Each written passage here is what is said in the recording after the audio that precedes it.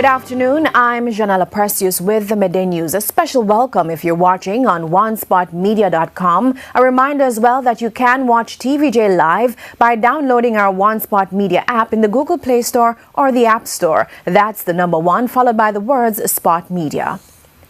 This afternoon, the reactions of residents of several rural communities in St. Catherine and the response from their councillor after over 2 decades of living with no piped water in farming areas. TVJ's Krista Campbell has their story. In the land of wood and water, the people of Mount Pleasant and surrounding communities in St. Catherine say they have mostly wood. Richard Ranger says for the 25 years he's lived in the area, there has not been any piped water, and it's worse during certain times of the year. Whenever time is dry, we have a problem with water. We have to go and wade down some gully to get some water, and sometimes no water down there. No bathroom water, we have to bathe in a pan. We don't like that style. We want running water in our pipe, in our bathroom. The temporary solution is for residents to buy water. $200 to fill a drum, $1,000 for a tank. The people say the water truck sometimes does not come when it should, and in a farming area, drums of water do not last long. Last week they buy was 4 drum, 5 drum, and that make it up here maybe 5 or 6 days, depending on what you're doing. You know, because sometimes we raise chicken and pigs, and they want the water to wash the pig to get clean. We have to carry water from down in our Gulf, not even road, Gulf. Down in our Gulf, and if you don't stand up good when you come up, you will fall. And when you're coming up with the water, you have to make more than one stop to come with the water. Councillor for the Mount Industry Division, Roger Curlew, says he's working on starting 2 water projects for 2017. There's a little catchment in the community. It's inadequate. So we need a bigger facility. I'm looking at a source in Jamdung at the moment. I met with the citizens already to complete the project there. 2 catchments were made through the EFJ a few years ago. I'm going to complete them and a water channel down into Mount Industry. It can serve Mount Industry, Center Cuts, and even as far as Bamboos Ridge. Krista Campbell, TVJ News. At least 2 educators in Manchester have stressed that in order for Jamaican students to do better at mathematics, they need to first address the fear of the subject. The principals of Knox College and Knox Community College say it's their responsibility to help students get over any fear they have of the subject. If we get lots of Jamaican kids believing from the age of 12, 13, first form, 7th grade, that they're just not going to be up to this maths thing, then it is an uphill battle for the teachers, family members, including mothers and fathers, trying to remember how much maths they do not know, and passing that sense on to the youngsters that maths is so hard. We have to streamline the mathematics curriculum from the lowest levels up to the secondary level at least, to ensure that the content is properly sequenced, it's taught in a particular way, so that the fundamental and basic concepts are delivered first, mastered, and then the students are able to move on to the higher level concepts. He also notes that a part of the problem is that many teachers are teaching math at a level for which they do not have sufficient or any training. This is not an attack on principals, because if you have limited resources, you have to deploy it as best as you can. So if you do not have a large enough cadre of teachers within your school to teach a subject, then you have to use the next best qualified persons to teach the subject. It doesn't help that we have been negatively impacted by the large number of teachers that have migrated to foreign countries to teach the subject. Both men were speaking following a recent workshop in Manchester dubbed High School Impact 2017. It was organized by the Council of Community College of Churches, CCCJ. The People's National Party councillor-elect for Greater Portmore North, Gary Nicholson, says he intends to reinvigorate the Greater Portmore Division. Mr. Nicholson received 2,125 votes, defeating the Jamaica Labour Party's Anne-Marie Lewis, who had 994 votes in yesterday's by-election. Upon winning, Mr. Nicholson outlined some of the plans he will undertake in the Greater Portmore Division. Representation, roads. Some of the communities need water, and it might sound strange, lighting, recreational areas in the greater Portmore site, and to maintain the open spaces. We're not leaving out the citizens. We want to engage the citizens in a more meaningful way. So those are some of the plans. Meanwhile, members of the Jamaica Labour Party, JLP, had mixed reactions to the victory. JLP supporter Ethan gave his take on the victory. No, we don't feel no way because we're still in our government and we don't buy vote and then buy the vote. So, it's gone, but Andrew still the Prime Minister. Newly elected PNP President Dr. Peter Phillips cited the victory as encouragement for the PNP and its supporters. But it shows that there is a wave of support and realization of the need for the People's National Party that was present among the voters, and I believe sends a message throughout all Jamaica about the need for a strong, vibrant, reinvigorated People's National Party.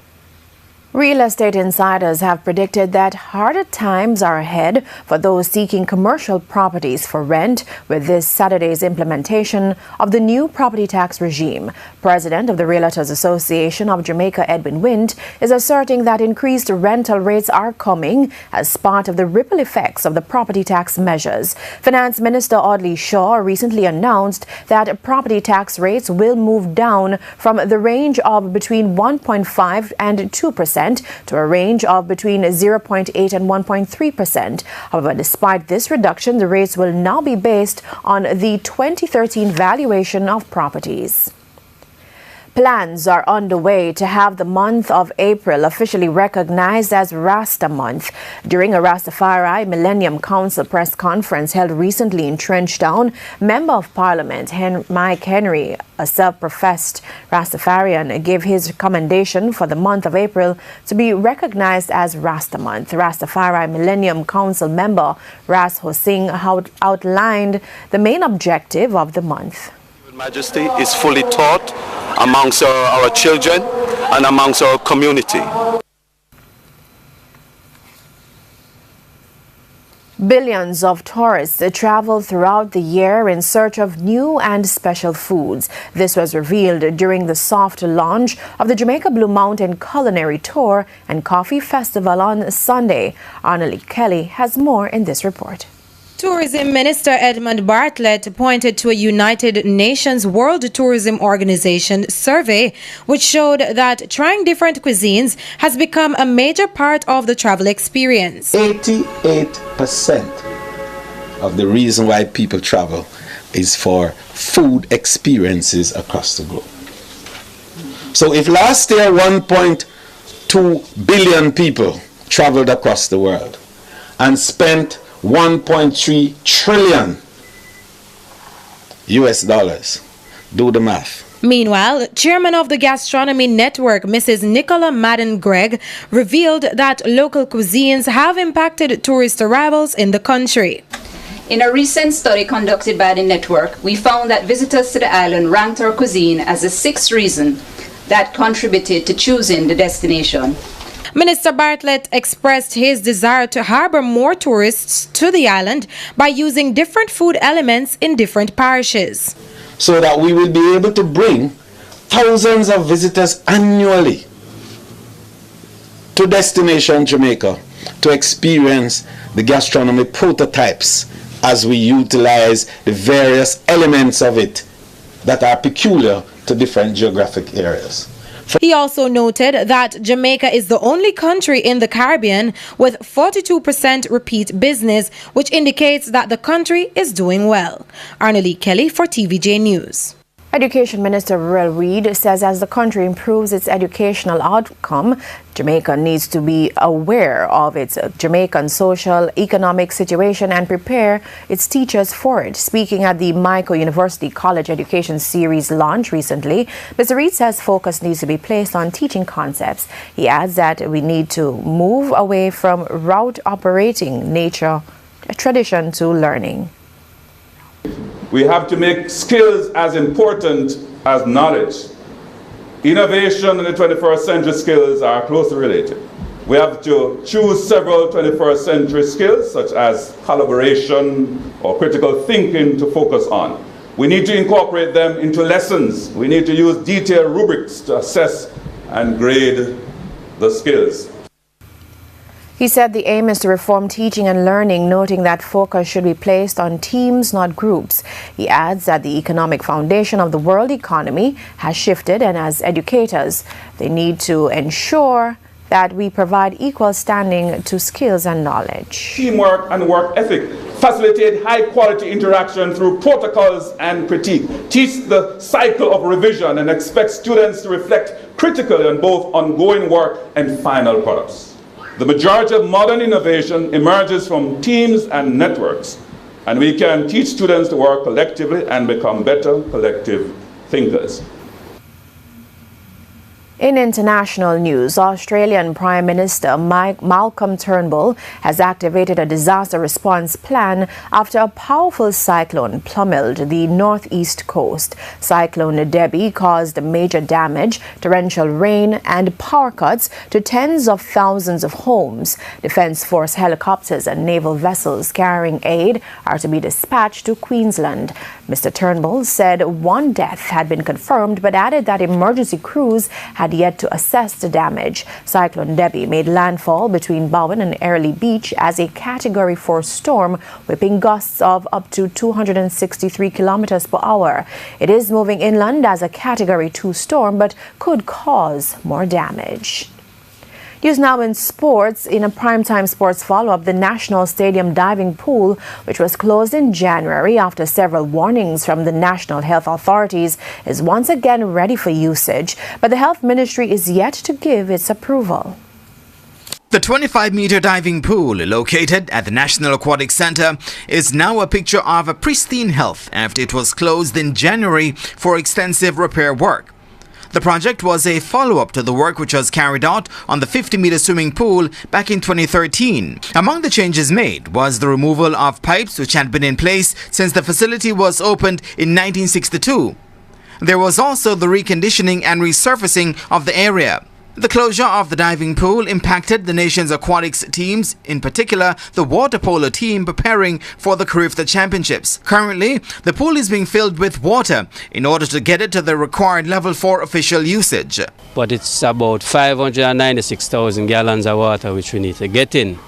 And as you know, the NWC bill could be very high, so we're trying to fill it as quickly as possible, but it's a very slow process. Although they failed to meet at least 2 deadlines to complete the work, facilities manager for the National Aquatic Centre, Raymond Hall, says he's not expecting the repair work to be watered down anytime soon. Well, we are hoping that if the work was done in accordance with how it should have been done, that we'll get at least 10-15 year span coming out of this exercise. The facility, which was even ordered closed by the Health Ministry back in 2014 due to its poor condition, could be officially reopened this week.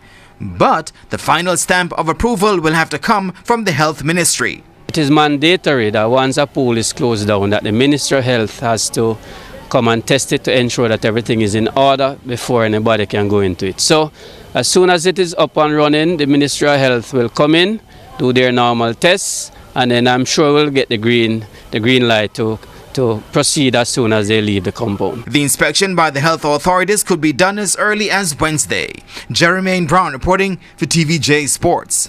And that's the Midday News. I'm Janella Precious. Join us at 7 for Primetime News. On behalf of the entire team, good afternoon.